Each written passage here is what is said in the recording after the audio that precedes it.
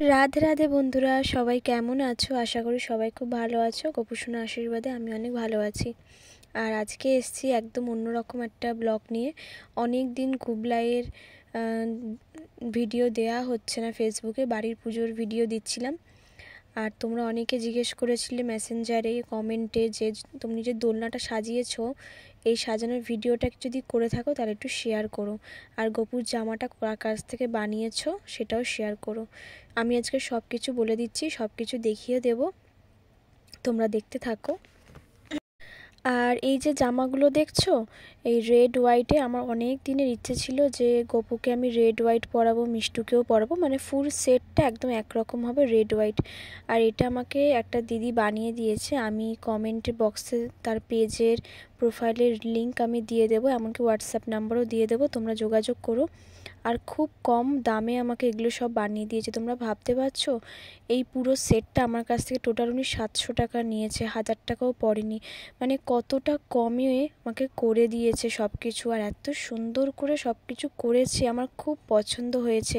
মানে আমি যেভাবে বলেছি উনি তার থেকেও সুন্দর করে দিয়েছে। বিশেষ করে গুবলাইয়ের উপরের যে জামাটা পরানোর পর দেখবে কি সুন্দর লাগছে। টোটাল 4টে জামা, একটা বড় জামা, গোপুর গায়ের এটা একটা আলাদা করে, মিষ্টুর জামা, দুটো ছোট ছোট পুচকের জামা, সব কিছু মিলিয়ে 700 টাকা নিয়েছে। কতটা কমের মধ্যে হয়ে গেছে। অন্যান্য জায়গায় আমি জিজ্ঞেস করেছিলাম, আমার গোপুর জামাটার দামই বলেছিল 1000-1200 টাকা। মানে আমি যে জিনিসটা যে উনি আমাকে আবার বাড়িতে এসে দিয়ে গেছে, উনি আমার বাড়ির কাছাকাছি থাকে বলে আমাকে শিপিং চার্জও পে করতে হয়নি, উনি দায়িত্ব সহকারে বাড়িতে এসে দিয়ে গেছে। আর এই রাখিটা আমার গুবলাইকে দিয়েছে, আর ইন্ডিয়া লেখা যে ব্যান্ড আর গোলাপটা গিফট দিয়েছে আমাকে। এই রাখিটা আমি রাখি পূর্ণিমায় পরিয়েছিলাম, আর এই দুটো দিয়েছে গিফটে। খুব সুন্দর হয়েছে, আমার তো খুব ভালো লেগেছে, আমার খুবই সুন্দর লাগছিল পরানোর পরে, তোমরা দেখবে। আর এই দেখো চলে এসেছি সব ফুল নিয়ে, ফুল মার্কেট থেকে সব ফুল আনা হয়েছে। ফুল মার্কেটে এখন দামটা একটু বেশি যাচ্ছে, যেহেতু পরপর অনেকগুলো অনুষ্ঠান এখন আছে সামনে, বিশেষ করে জন্মাষ্টমী আসছে, আরও ফুলের দাম বাড়বে বলেছে। আর আমি এখানে 1 গামলা রজনীগন্ধা, লুজ রজনীগন্ধা কিলো করে কিনা, 2 কিলো মনে হয় কেনা আছে এখানে।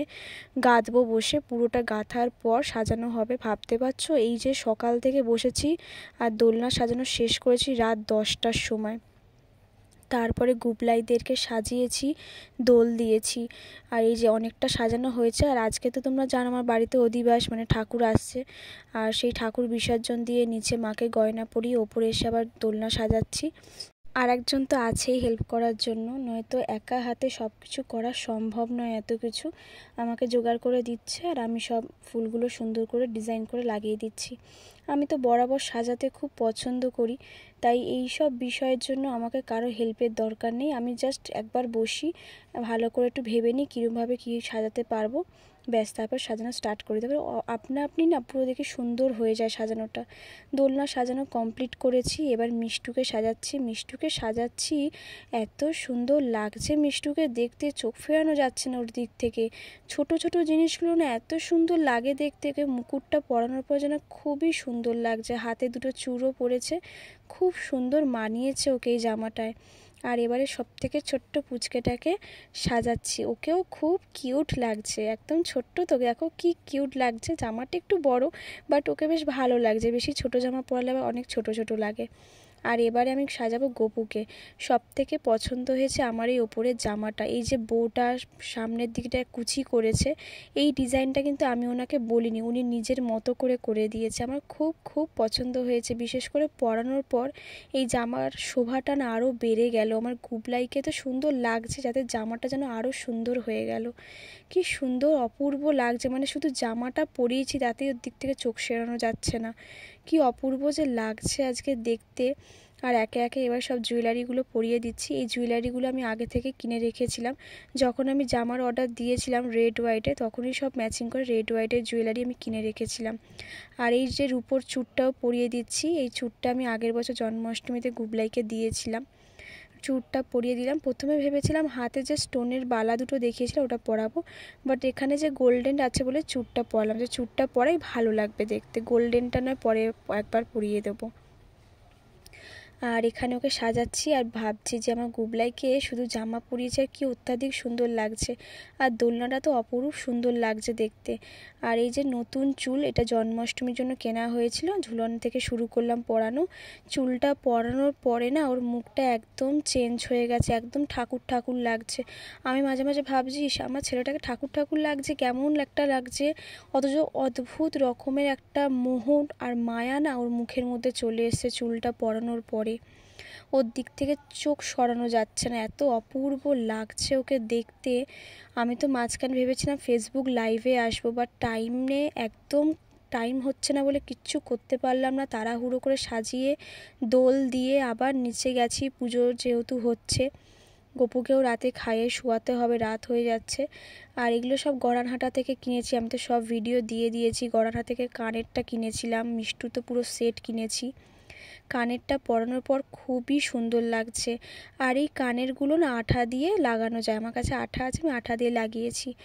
আর এই লাস্টের দোলনাটা তোমরা দেখো কত সুন্দর করে সাজানো হয়েছে। খুব পরিশ্রম হয়েছে ঠিকই দোলনাটা সাজাতে, আমার তো হাত পিঠ পুরো ব্যথা হয়ে গেছে।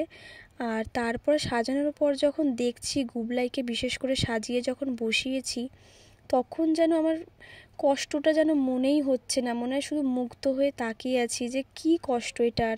এত সুন্দর যখন লাগছে আর এইটুকু কষ্ট করতে পারবো না, একটু ধৈর্য রেখে সাজাতে পারবো না। আর এবারে পুরো আমি জুঁই ফুল, বেল ফুল, গোলাপ দিয়ে সাজিয়েছি আর রজনীগন্ধা দিয়ে। আগের বছরে আমি পুরোটা গাঁদা ফুল দিয়ে সাজিয়েছিলাম। এবারে আমার খুব ইচ্ছে ছিল যে জুঁই ফুল, বেল ফুল, গাঁদা ফুল, ভেলভেট ফুল, রজনীগন্ধা ফুল দিয়ে সাজাবো। আর এখন একটু দোল দিয়ে দিচ্ছি, তাড়াহুড়ো করেই সব করছি, কারণ ওকে তো শোয়াতে হবে, রাত হয়ে যাচ্ছে না। খেতে দেবো, এখনও ডিনার ওকে দিইনি। দোল দিচ্ছি আর মুক্ত হয়ে ওর দিকে তাকিয়ে আছি যে তুমি কত সুন্দর প্রভু, তুমি চাইলে কত কি না করতে পারো, তুমি চাইলে আমাকে কতটা পাল্টে দিয়েছো, কত ধৈর্য ধরে আজকে আমি তোমাকে সাজালাম। কত দিন ধরে ভেবেছি এই দিনটাতে গুবলাইকে এইভাবে সাজাবো, এই করবো, তো সেটা আজকে ফুলফিল হলো। আর আমি ঘরে ছোট্ট করে একটু ঝুলন সাজিয়েছি খাটে। এখন তো অনেক জায়গায় শুনছি ঝুলন আর হয় না, সত্যি তাই। অনেকে এখন ঝুলন আর সাজায় না। সেই যে মাটির ঘর বাড়ি, বাজার বসানো, কত কি ছিল, ট্রেন যাচ্ছে, অত কিছু তো আমি করিনি। ছোট্ট করে একটু সাজিয়েছি প্রতি বছরের মতো, আগের বছরও ঝুলন সাজিয়েছিলাম। দেখো কি মিষ্টি মিষ্টি জিনিসগুলো, গপুদের তো খুব মিষ্টি লাগছে। আমি এখানে 6খানা সখী রেখেছি, কৃষ্ণ ঠাকুর, ওইদিকে 5খানা হচ্ছে কীর্তন করছে প্রভুরা, মাঝখানে গপু দাঁড়িয়ে আছে, মিষ্টি মিষ্টি গপুগুলো আছে। তারপরে সব লীলা আছে, সব মেয়েরা স্নান করছিল, গপু গাছের ওপরে ছিল। এই টুকটাক দিয়ে সাজিয়েছি, চেষ্টা করেছি ঝুলনটা সাজানোর, এখন তো আর কেউ দেখাই যায় না। ভিডিওটা ভালো লাগলে লাইক কমেন্ট শেয়ার করো। সবাই ভালো থেকো, সুস্থ থেকো, জয় গোপাল।